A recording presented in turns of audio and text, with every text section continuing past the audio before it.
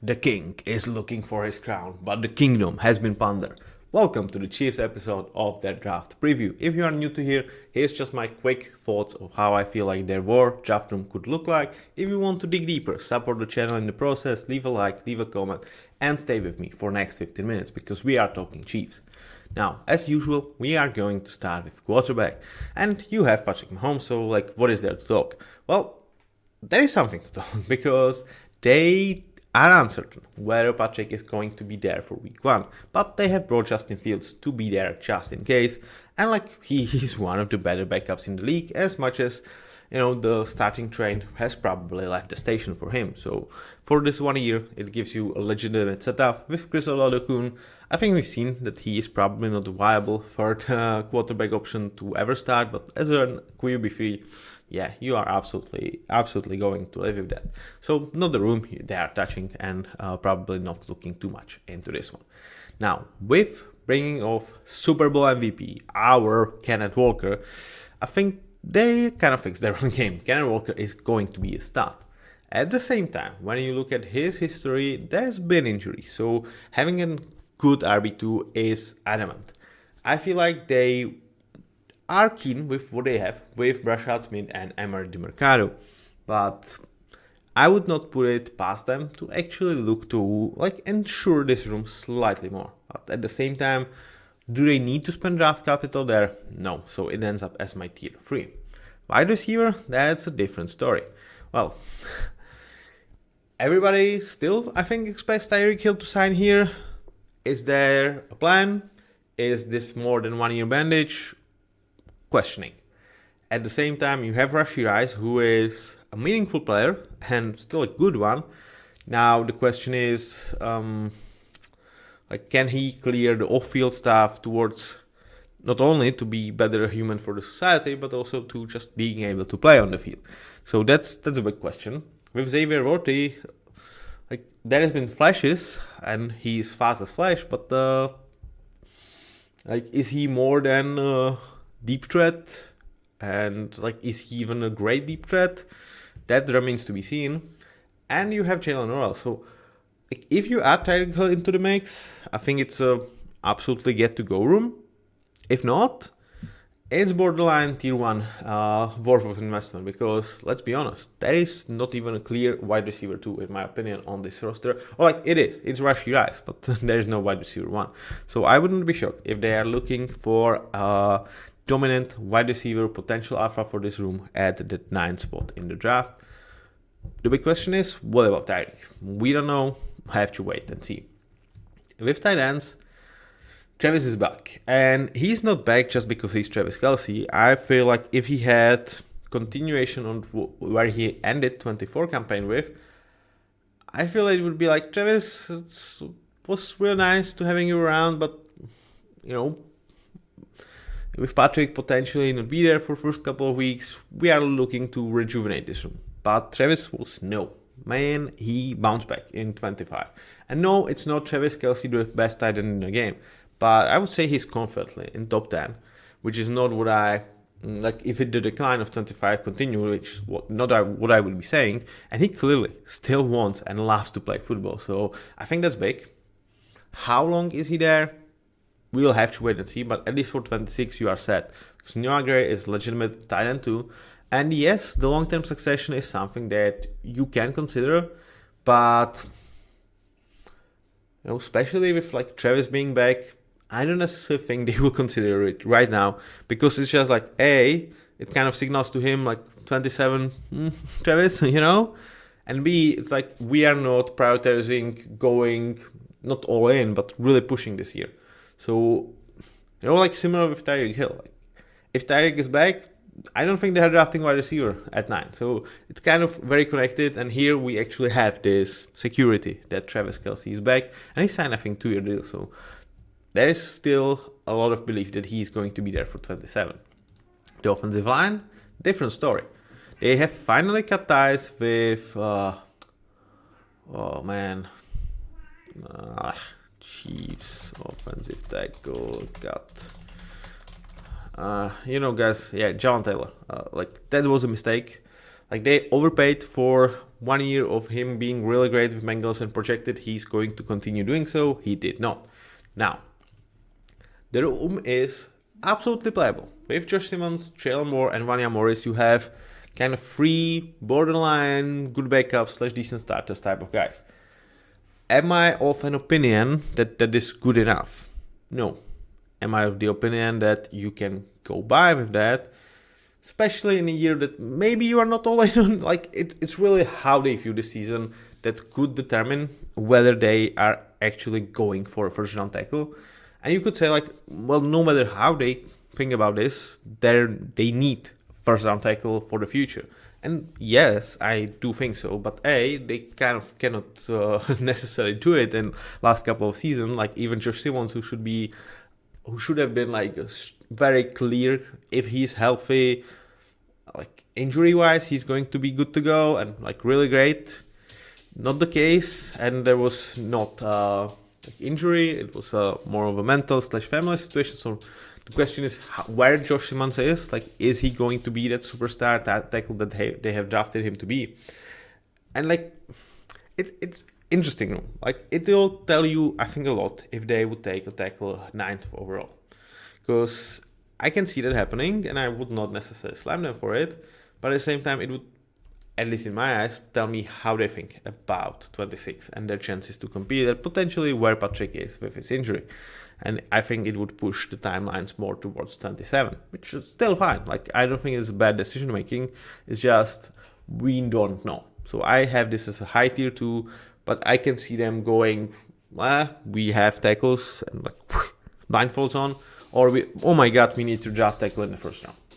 Interior, still one of the best in the league, even without Joe Thuney, because for a surprise of a lot of people, Kingsley Suamataia move inside has actually been working quite nice.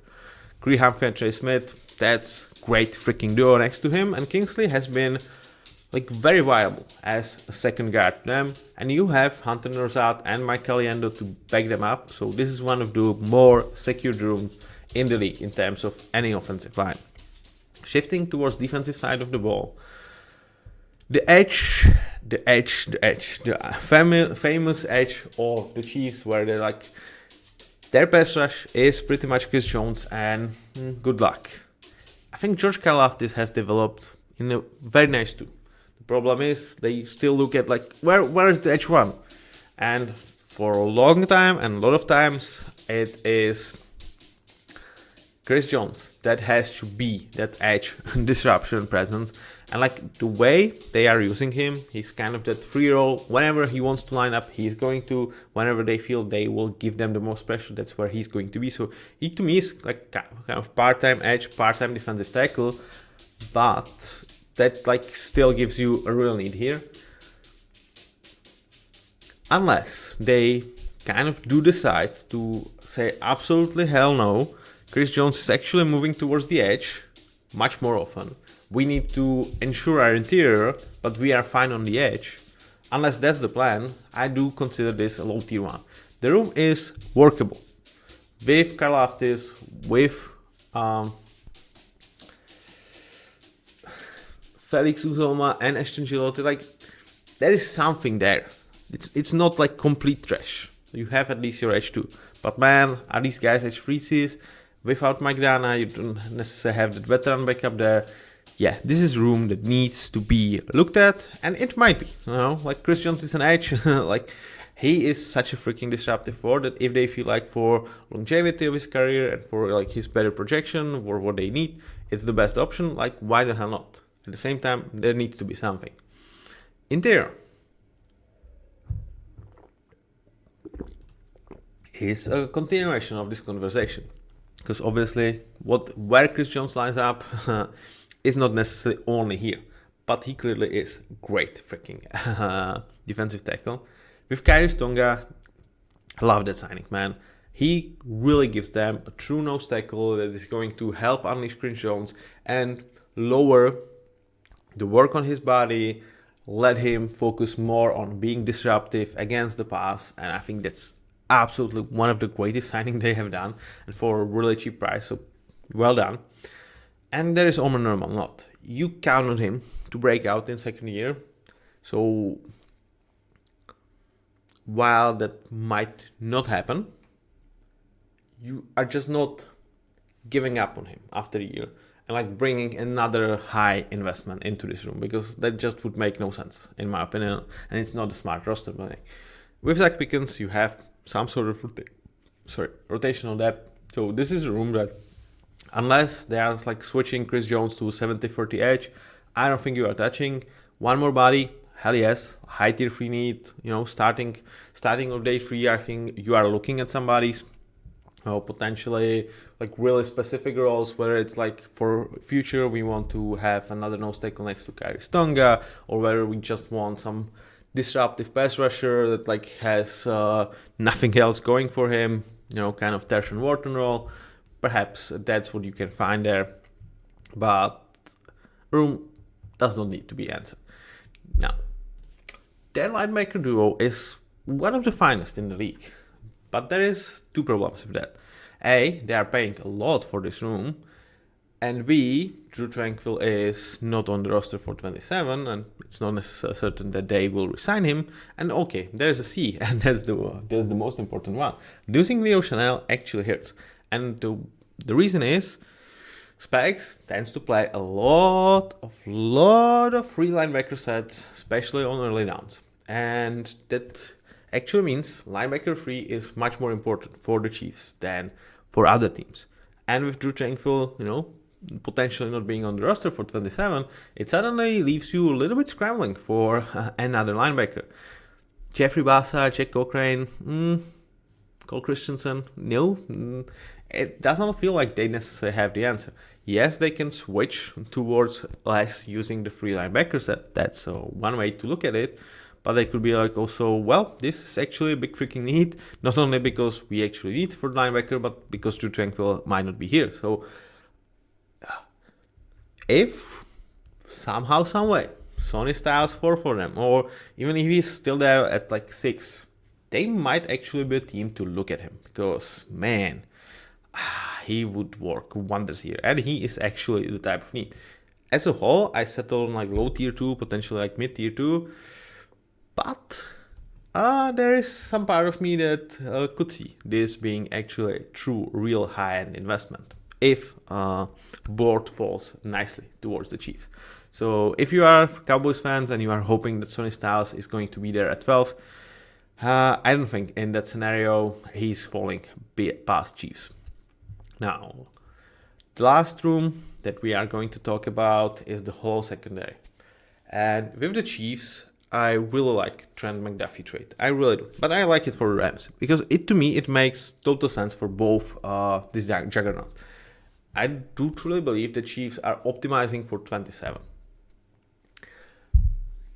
That's what the offseason in my eyes is telling me. But they don't want to suck this year. And if there is one room that they can afford to be depleted, and they do trust themselves to rebuild it within a year with low end investment, it's their fucking corner room. Because they are checking out starters from day 3 of the draft, and they are incredible in doing so. And it's not like they don't have guys there. Chamari Conner, Noel Williams, and Christian Fulton is a functional starting 3, with Kyriam and Kader Kohu giving them depth, and with their ability to just take 4th round corner and turn him into potentially not a star but functional starter, they are fine there. At the same time, I ended up on a low tier 1 because while it's really fun and really good value to just turning up these guys from day 3, is it too much to just not have that high-end talent, that Trent McDuffie, that just ensures you that you can do so much with the rest of the guys that potentially lets them slide to what their natural place is. It's like CB2s and stuff like that. So they could, and it would surprise nobody if they were like, all right, we are really good at this. If it doesn't work in 26, it's not the year we are absolutely optimizing for, and we're just going to do our thing and take a couple of guys on day 3. I can see them doing that. I can also see them taking corner first round. So that's why I end up with a low tier 1 need, because I think Spags would really like, especially with that second pick that they have in the first round. And I have seen guys falling like crazy with Jared McCoy there. Like, if he falls past 15, I think Chiefs should absolutely be on phone and look and be like, okay, we want to trade up for this guy. That's just me. Let me know what you think. Their safety room, some would say it's not necessarily great, and I would be like, well, I freaking disagree, because I don't understand how the league like so quickly forgot it. Alohi Gilman, like, what happened? He was one of the upcoming safeties for the Chargers. He was really damn good, and then Chargers, like, for reasons, did not give him an extension. Then he kind of spent a year like on and off the teams, and now he like signs for like, what was the actual numbers? It was something ridiculously low. Just give me a second. Yeah, he signed for 3 years, 24 million. So I'm like, man, I have seen safeties this cycle signing for twice as much, being same quality as Alohi Gilman in my opinion. And he's 28. It's not like he's super freaking like old. Like, I don't know. I think he's an absolute starter. With Jaden Hicks, you have a credible young piece, and Chamari Corner gives them the flexibility. Like, yes, they can absolutely bring another safety, but man, I'm actually absolutely fine with this room. Like, it makes me potentially mad for really entrusting that Alohi Gilman is like fine for your better of the safeties, but I think so, and I think Jaden Hicks is actually very nice next to him. So, all right, like, I'm fine with this room. I actually am. High tier 3, like, and everybody, yes. Am I spending premium resources? Hell freaking no. Now, the way they will approach this draft is going to tell you a lot, because on one side, you could be like, well, we're bringing Travis, they still want to win this year, and this is the year. I think the other roster moves are telling us otherwise, and it's testament to Travis and like him signing to 27 as well. Like, I feel like he would be of understanding, and that also pushes the fact that perhaps Tyreek Hill is not the Chiefs after all. Very interesting how this is going to play out. Chiefs are still the sleeping giant that, just because they have not made playoffs last year and they have looked shaky for first time in 10 years, like 8 years. The Kingdom look very vulnerable. And they have been pondered. Like, there have been a lot of departures from this team. I still would not be so kind that it's going to be the same for 26. I think Chiefs are going to be dangerous. So that's your Chiefs. Thank you very much for listening, and see you with the next one.